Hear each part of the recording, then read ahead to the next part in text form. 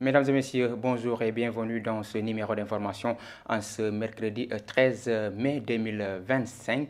L'actualité sur la radio-télévision communautaire RTC pour démarrer à Kaolack. La direction régionale du développement rural a organisé pendant 3 jours une formation sur le système d'information géographique à l'intention des agents au niveau des directions et des services départementaux. Ce système d'information géographique permettra de maîtriser l'agriculture pluviale, de faciliter les aménagements, mais également de mettre fin au conflit entre éleveurs et agriculteurs. Compte rendu Ousmane Dem. Révolutionner notre agriculture passe par la mise en place des conditions d'une meilleure productivité. La formation en système d'information géographique est importante parce que nous utilisons ces GPS, la cartographie, l'évaluation des superficies dans le cadre de la production de semences. Nous l'utilisons aussi dans le cadre de l'aménagement hydro-agricole. Nous l'utilisons dans le cadre des plans d'intervention et de réorientation, dans le cadre de conflits entre producteurs et éleveurs. Nous avons été tout récemment sollicités par nos partenaires du DRDR de Kaolack, la DRDR de Kaolack, qui nous a demandé de les appuyer dans le cadre d'une formation sur le système d'information géographique.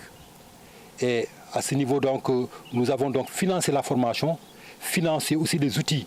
Ils ont besoin de GPS que nous allons remettre aux agents. Dans la chaîne de production agricole, plusieurs facteurs entrent en jeu. La maîtrise de ces facteurs constitue un défi à relever. Le défi, c'est la maîtrise d'eau. L'agriculture pluviale, comme vous le savez, il y a des aléas qu'on ne maîtrise pas.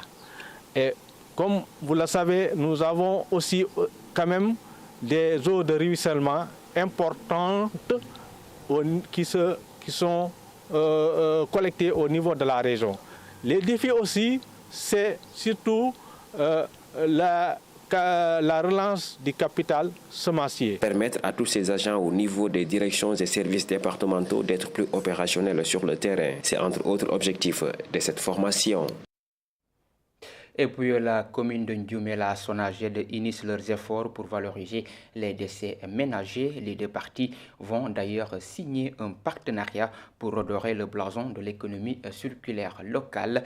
La rencontre s'est terminée par une visite dans les sites de transfert d'ordures et une réunion d'évaluation. Mamadou Diop, chargé des systèmes d'information à la SONAGED, est avec Aminata Ndiaye.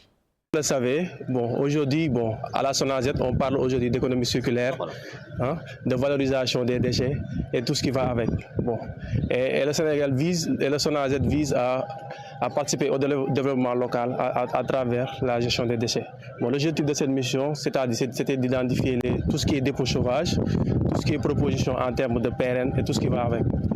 Carrément, la SONAGED veut carrément participer au développement des localités en partenariat avec les mairies. Les mairies sont les premières responsabilités en termes de gestion des déchets et la SONAGED est là pour les appuyer. Toujours, le DG Khalifa Sall parle de ça, de collaboration, de partenariat entre les mairies, les collectivités locales et la SONAGED. Et tout ça va au bénéfice des populations.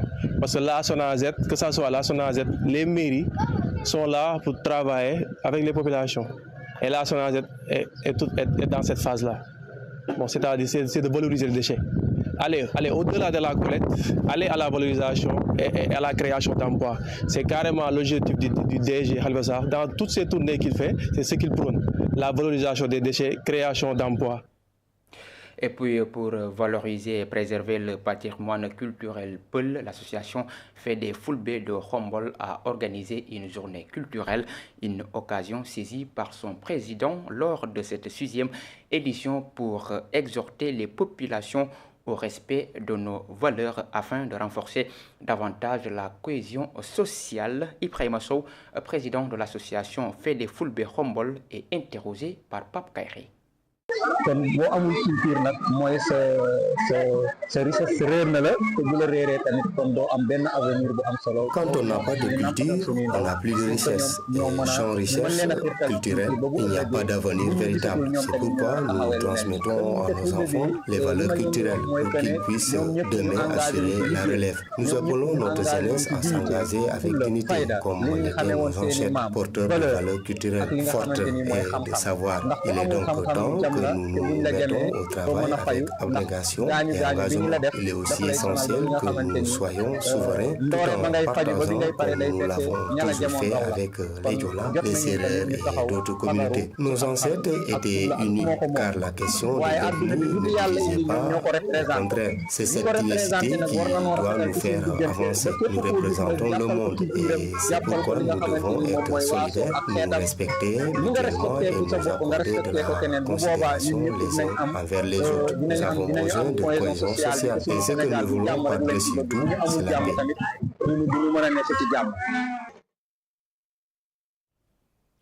Également, pour contrer les menaces du changement climatique, le projet ECRA Sénégal a lancé des initiatives en partenariat avec les radios communautaires membres de l'IRAC.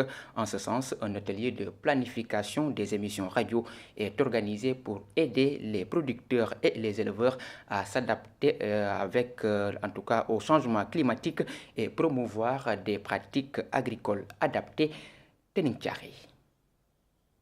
Dans le cadre de ces activités de renforcement de la résilience climatique, le projet ECRA Sénégal a réuni pendant 12 jours les membres de l'URAC autour d'un atelier à Kaolack.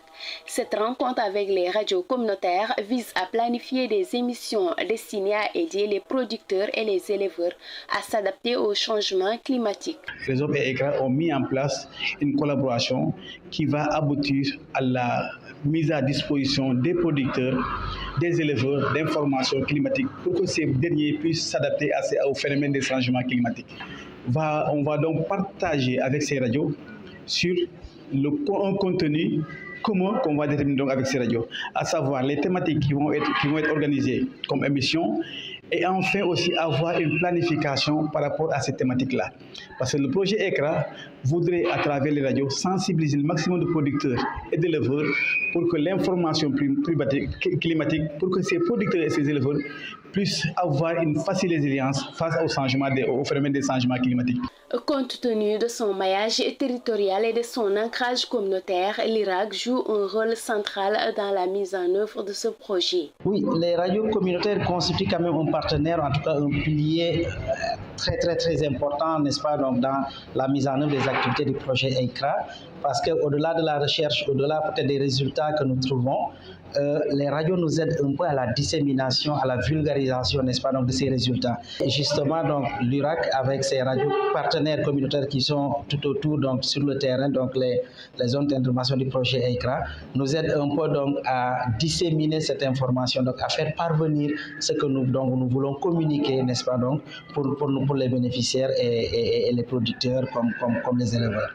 Cette session de mise à niveau vise à permettre aux acteurs des radios communautaires de fournir aux agriculteurs et aux éleveurs les informations pertinentes adaptées aux enjeux de la résilience face au changement climatique.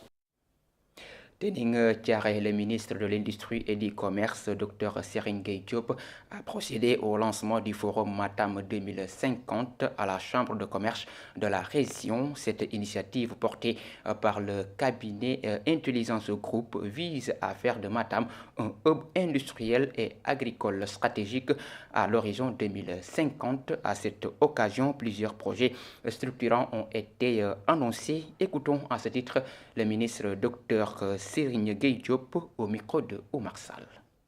En réalité, la région de Matam est la région qui est la plus riche en phosphate au niveau du Sénégal.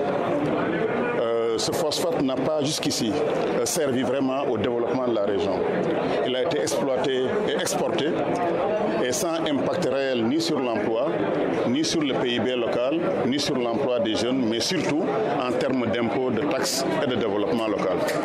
C'est ça que le gouvernement du Sénégal, à travers le programme de transformation systémique, l'agenda 2050, justement veut rectifier. De quoi s'agit-il?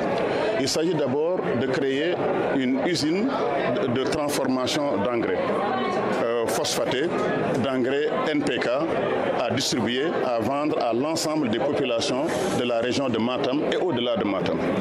Cette usine va être installée, Inch'Allah, à Dantiadi, dans l'agropole justement de Matam. Le deuxième projet très important, c'est le projet de complexe justement phosphaté ici à Matam. Il s'agit d'exploiter la roche, d'extraire justement le phosphate, de le transformer en produit engrais autour de ce qu'on appelle la doctrine P, la doctrine phosphate. C'est-à-dire en dehors de l'engrais, en dehors des fertilisants, on estime la production d'engrais à 2 millions de tonnes par année pour toute la région, mais il y aura aussi d'autres applications telles que l'engrais dans les piles justement des véhicules électriques, telles que l'engrais dans tels que le phosphate dans l'agroalimentaire, tel le phosphate dans d'autres applications, mais aussi peut-être d'autres minerais qu'on va découvrir ici qui sont associés souvent au phosphate. Mesdames et messieurs, c'est d'ailleurs cet élément qui met fin à ce numéro d'information sur la radio-télévision communautaire RTC. Merci de l'avoir suivi. L'information continue sur www.iracsenegal.sn. Au revoir.